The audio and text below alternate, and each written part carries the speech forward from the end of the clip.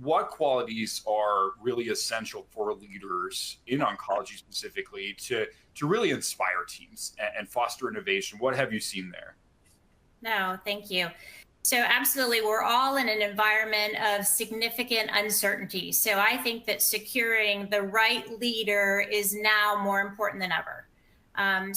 From my perspective, I'll give you kind of some essential characteristics or leadership qualities that I think are important really to embattle this, as Joel mentioned, the mission. It has to be a mission driven leader with a strong sense of purpose to care for these patients that are battling cancer.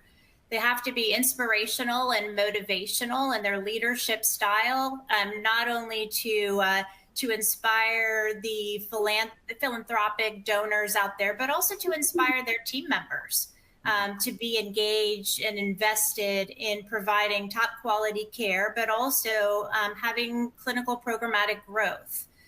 Joel also mentioned earlier that typically within cancer centers, they span multiple academic departments. So when patients come in, they have to see a multitude of providers. So this leaders have to be able to lead by influence.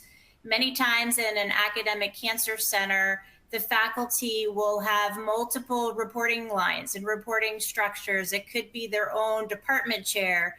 It could be, to a CEO of the cancer center or of the organization. So they have to be able to lead via influence. And that includes people that they do not have direct authority over. And then I would say also, they have to have the proven ability to build and lead cohesive teams and solutions-oriented teams in these challenging times. And then lastly, I touched on this a little bit, the philanthropic experience and exposure, I think, is also going to be more important than ever in these challenging times where the NIH funding for research dollars is really uncertain as to how much that's going to be supported by the NIH in the future. We have to have our oncology leaders focusing on some other creative ways for funding, for clinical programmatic growth, for funding research. And that does start with developing relationships with donors, grateful patients, and being involved in the organization's philanthropic efforts. So that's just a few of my top priorities, I think, are essential characteristics that are important for a leader in oncology.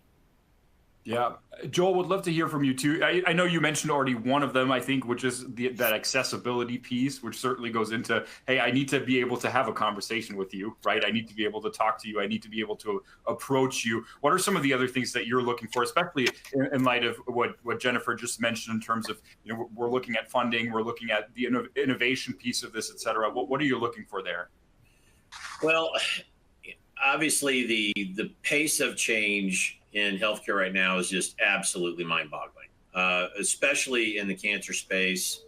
You've got the AI wave, the rise of cellular therapies, genomics. The field is moving very, very quickly. New therapies coming online with each one of them having their own specific set of challenges, whether it be the cost of the therapy or access to the therapy if you live in a rural community or something. Whoever you're bringing on into a leadership position has to be comfortable with managing through change. They have to be comfortable with dealing with a degree of ambiguity. They have to be extremely capable at creating alignment within teams.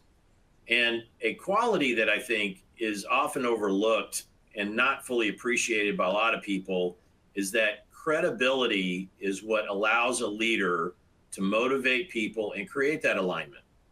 I have worked with a lot of folks over the years who, they'll get promoted into the C-suite and they feel as if that formal authority is all they need. They've got the golden ticket, it's in my job description, everybody's going to do what I need them to do. And that is not the case. Credibility is the currency that we trade in as leaders.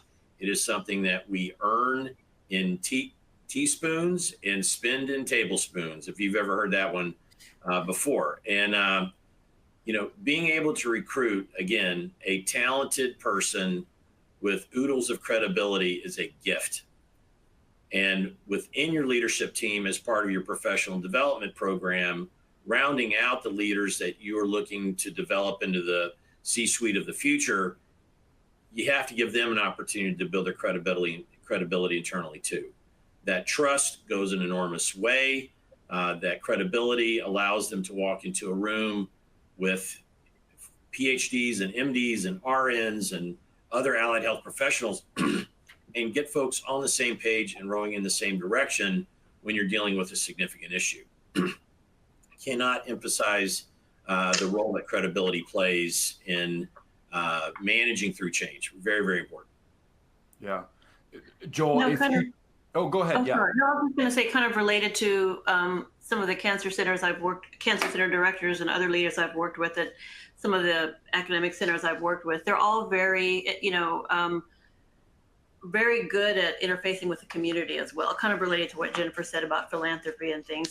Cancer, as we said, is such a broad, there's every month is, some cancer month, the bike rides, the things like that. And I think that would be an important skill as well, to be very relatable to the community and very visible. I'm not sure if it's as required as some of the other things we talked about, but I think it has boded well for some of the other leaders I've worked with. Yeah, I think it connects to the accessibility piece. Right, the accessibility piece.